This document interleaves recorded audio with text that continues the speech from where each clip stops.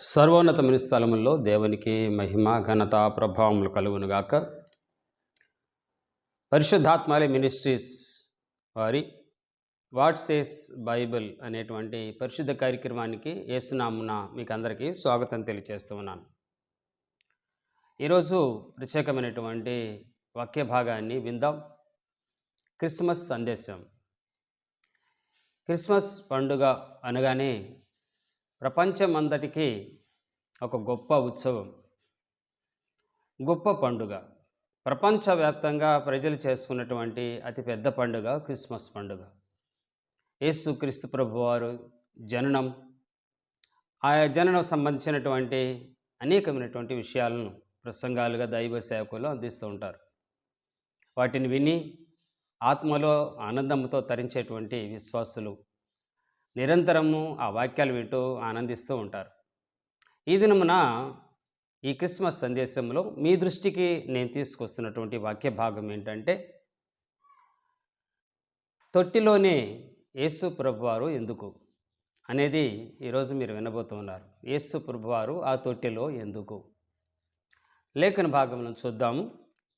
లూకాసు వార్త 2వ అధ్యాయము 7వ వాక్య భాగాన్ని చదువుకుందాం. తన తొలిచూలు కుమారుని కని పొత్తిగుడ్డల్లో చుట్టి సత్రముల వారికి స్థలము లేనందున ఆయనను పశువుల తొట్టెలో పరుండబెట్టాను. అలాగే మరొక వాక్యం, అదే లూకాసు వార్త 2వ అధ్యాయం 16. త్వరగా వెళ్ళి మరియును యేసోబును తొట్టిలో పడుకునున్న ఆ శిశువును చూచిరి.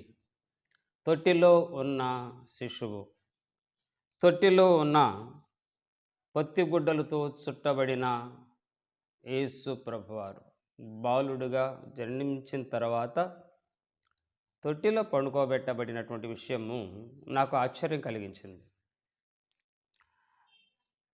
ఆయన ఏదైనా ఒక గుడ్డ లాంటి ఉయ్యాల్లో పండుకోబెట్టవచ్చు, లేకుంటే తల్లి ప్రక్కలో పండుకోబెట్టవచ్చు అని సాధారణంగా ఎవరికైనా ఆలోచన వస్తుంది. యేసు ప్రభువారిని తొట్టిలో పండుకోబెట్టడం ఏంటి?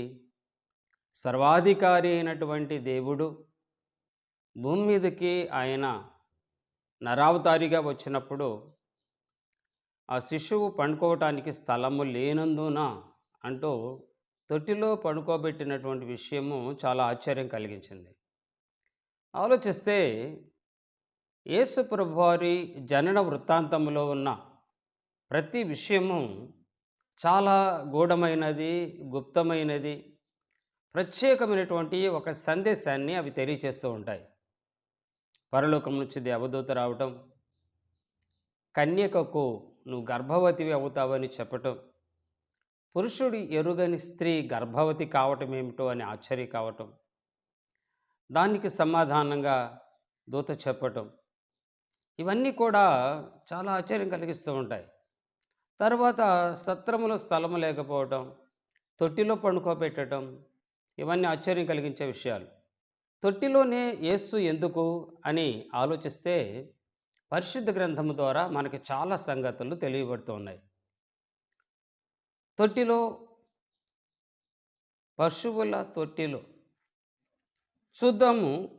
తొట్టిలోనే యేసు ఎందుకు పండుకున్నాడు అనేటువంటి విషయాన్ని లేఖన భాగముల ద్వారా పరిశీలన చేద్దాం. ప్రకటన గ్రంథంలో 14వ అధ్యాయము 20వ వాక్యంలో ఇలా రాస్తాడు. ఆ ద్రాక్షల తొట్టి పట్టణమునకు వెలుపల తొక్కబడును, 100 కోసుల దూరము గుర్రముల కళ్ళెము మట్టుకు ద్రాక్షల తొట్టిలో నుండి రక్తము ప్రవహించును. ద్రాక్షల తొట్టిలో ద్రాక్షలు తొక్కుతారు, రక్తం ప్రవహించటం ఏంటి? తొట్టిలో తొక్కబడుతూ ఉంది. ఏదైనా తొక్కాలన్నా తొట్టిలోనే వేసి తొక్కాలి. అప్పుడు తొక్కినటువంటి ఆ ద్రాక్షలను తొక్కినటువంటి ఆ ఫలం ఏదైతే ఉందో ఆ రసం వస్తుంది. కానీ ద్రాక్షల తొట్టిని తొక్కినప్పుడు, అది పట్టణమునకు వెలుపల తొక్కినప్పుడు దానిలోంచి రక్తము ప్రవహించింది అనే మాట యేసు ప్రభువారు చేసినటువంటి బలియాగాన్ని గుర్తు చేస్తాను. ఎందుకంటే పట్టణంకు వెలుపల తొక్కబడుతుంది అనేటువంటిది హెబ్రీయులకు రాసిన పత్రికలో లేఖనానుసారంగా. కావున యేసు కూడా తన స్వరక్తం చేత ప్రజలను పరిశుద్ధపరచుటకై గవిని వెలుపల శ్రమ పొందాను. హెబ్రీ 13:12. హెబ్రీ 13:12లో గవిని వెలుపట యేసు శ్రమ పొందాను తన స్వరక్తము చేత ప్రజలను పరిశుద్ధపరచటానికి.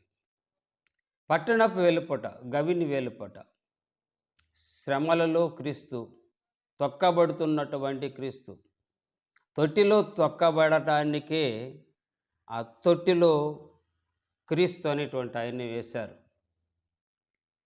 అక్కడ త్రొక్కబడకపోతే రక్తం ప్రవహించదు. రక్తం ప్రవహించకపోతే నీకు రక్షణ లేదు, నాకు రక్షణ లేదు, సర్వమానవులకి రక్షణ లేదు. కనుక యేసు అనేటువంటి ఆ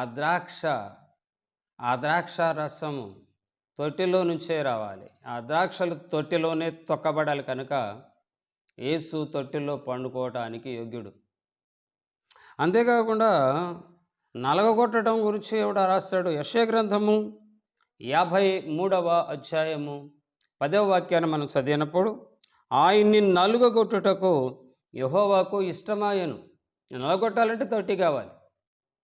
తొట్టిలో వేసి నల్లగొడితే తప్ప రసం కారదు. కనుక తొట్టిలో నుంచి వచ్చేటువంటి దాని గురించి ఇలా రాస్తూ ఉన్నాడు. సంఖ్యాకాండం 18వ అధ్యాయము 27వ వాక్యం, మీకు వచ్చు ప్రతిష్టార్పణలు కళ్ళెపు పంట వలెను ద్రాక్ష తొట్టి ఫలము వలెను ఉండు. ద్రాక్ష తొట్టి ఫలం, తొట్టిలో ఫలం ఏంటి? తొక్కినప్పుడు వచ్చేటువంటి ఫలము ఆ ద్రాక్షల రసమే. కనుక సంఖ్యాకాండం 18:30 చెప్తాడు, ద్రాక్షల తొట్టి ఒచ్చుబడి అంటారు. అద్భుతమైనటువంటి పదప్రయోగాలు మనం గ్రహించటానికి, అర్థం చేసుకోవటానికి వ్రాయబడినటువంటి పదాలు. ద్వితీయోపదేశకాండము 16వ అధ్యాయము 13వ వాక్యములో తొట్టిలో నుండి రసము అని వ్రాయబడుతుంది. మనం తీసుకొని రసపాత్ర అంటాం మనం. కనుక ఇంకా ఈ తొట్టిని గూర్చి, తొట్టిలో యేసు, ఈ తొట్టిని గూర్చి ద్వితీయోపదేశకాండం 28వ అధ్యాయము 5వ వాక్యంలో, పిండి పిసుకు నీ తొట్టి దీవించబడును. తొట్టి అనగానే పిండి పిసికేది. తొట్టిలో యేసు ఎందుకున్నాడంటే ఆయన శరీరము రక్తం కావాలి, ఆహారం కావాలి. శరీరము రొట్టెగా మనకి ఆహారంగా ఇవ్వబడాలి. రొట్టెని చేయాలంటే పిండిని పిసకాలి, నలగొట్టాలి బాగా. పిండి పిసికిన తర్వాతనే రొట్టె చేయడానికి వీలవుతుంది. కనుక యేసు ప్రభువు తన శరీరాన్ని గురించి కొరింథీయులకు రాసినటువంటి మొదటి పత్రిక 11వ అధ్యాయము 23, 24, 25 వాక్యాలు తన శరీరాన్ని గురించి, తన రక్తాన్ని గురించి ఇలా చెప్పాడు. నేను మీకు అప్పగించిన దాన్ని ప్రభువులను పొందితిని. ప్రభు అయిన యేసు తాను అప్పగింపబడిన రాత్రి ఒక రొట్టెను ఎత్తుకొని కృతజ్ఞతాస్తుతులు చెల్లించి పిండి పిసుకు తొట్టెలో నుంచి తీయబడిన రొట్టె దాన్ని విరిచి, ఇది మీ కొరకైన నా శరీరము. రొట్టెను నా శరీరం అంటున్నాడు. నా శరీరము నా జ్ఞాపకం చేసుకొనుటకై దీనిని చేయుడి అని చెప్పాడు. ఈ శరీరం ఇప్పుడు బాలుడుగా మనము తొట్టిలో ఆయన్ని దర్శిస్తూ ఉన్నాం. ద్రాక్షలుగా తొట్టిలో ఆయన్ని దర్శిస్తూ ఉన్నాం. కనుక 25 అంటాడు, ఆ ప్రకారమే భోజనమైన పిమ్మట ఆయన పాత్రను ఎత్తుకొని, ఈ పాత్ర నా రక్తం వలనైన క్రొత్త నిబంధన, మీరు దీనిలోని తాగునట్టు పిల్లలను జ్ఞాపకం చేసుకున్నట్టుగా దీన్ని చేయడం చెప్పాను. రక్తము నిబంధన రక్తం.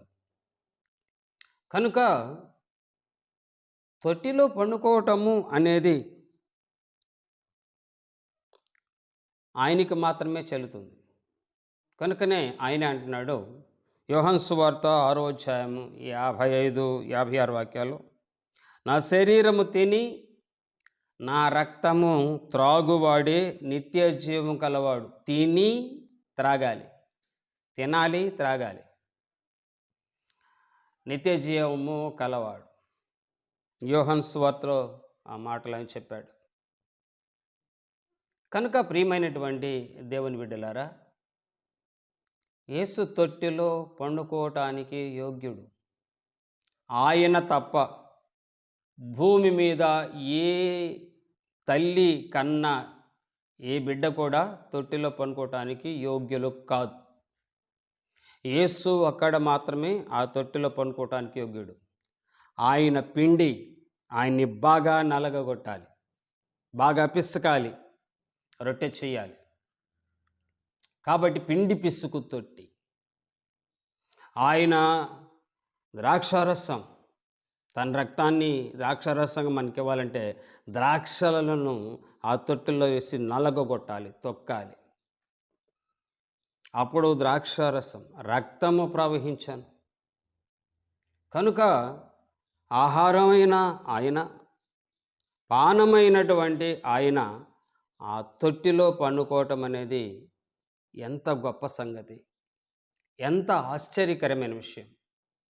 కనుక ప్రియమైనటువంటి దేవుని బిడ్డలరా, అయ్యోపా యేసు ప్రభు వారు ఎక్కడ స్థలం లేక తొట్టిలో పండుకున్నాడని మనము ఆయన జన్మ వృత్తాంతం విన్నప్పుడు జాలి పడకూడదు.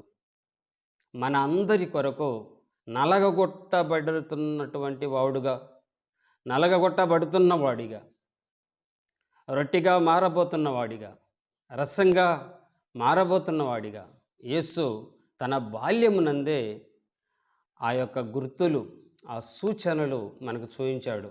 ఇదిగో మీ అందరికీ నేను కాబోతున్న ఆహారాన్ని, మీ అందరికీ కాబోతున్న పానీయాన్ని, నిజమైన ఆహారాన్ని, నిజమైన పానీయాన్ని నేనే అని యేసు ప్రభు వారు చెప్పాడు. దానికి సాదృశ్యంగా మనము తొట్టిలో ఉన్న యేసు ప్రభుని చూస్తూ ఉన్నాం. తొట్టిలోనే యేసు ఎందుకో ఈ లేఖనాల ద్వారా గ్రహించారు కదా. కాబట్టి ఈ క్రిస్మస్ సందర్భంగా తొట్టిలో ఉన్న శిశువుని చూసి, నేను భుజించడానికి వచ్చిన నిజమైన ఆహారం ఈయనే కదా, నేను త్రాగటానికి వచ్చిన నిజమైన పానము, నిజమైన రక్తము, నిజమైనటువంటి ఆ రక్తము, ఆ ద్రాక్షకి సాదృశ్యంగా ఉన్న ఆయన రక్తం, ఆయన రక్తానికి సాదృశ్యంగా ఉన్న ద్రాక్ష ఈ యేసే కదా. ఆయనను చూసి సంతోషించుదాం.